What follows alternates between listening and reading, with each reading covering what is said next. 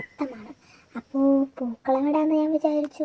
അങ്ങനെ രാവിലെ കുളിയൊക്കെ കഴിഞ്ഞ് 2 വട്ടത്താമരയിലയും പറിച്ച് ഞാൻ തുമ്പപ്പൂ തേടി ഒരു യാത്ര തുടങ്ങി. നടന്ന് നടന്ന് കുറേ ദൂരം എത്തി. പക്ഷെ ഒരു സ്ഥലത്തും തുമ്പപ്പൂ കിട്ടിയില്ല. അവസാനം ഇനി വേറെ വല്ല പൂവ് ഇട്ട് പത്തിടണമല്ലോ എന്ന് വിചാരിച്ചിരുന്നപ്പോൾ 2-3 തുമ്പപ്പൂ കിട്ടി.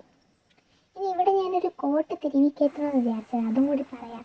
ഈ പ്ലാൻ ഫെയിലായാൽ വിഷമിക്കേണ്ട, ഇനി 25 ആൽഫബറ്റ്സ് ഉണ്ടല്ലോ എന്ന് പറയുന്നത് പോലെ തുമ്പപ്പൂവിൻ്റെ ഇത് പാടി.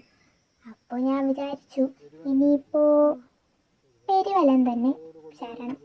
അങ്ങനെ നോക്കിയപ്പോൾ പെരുവലം അവിടെ ഉണ്ടായിരുന്നു.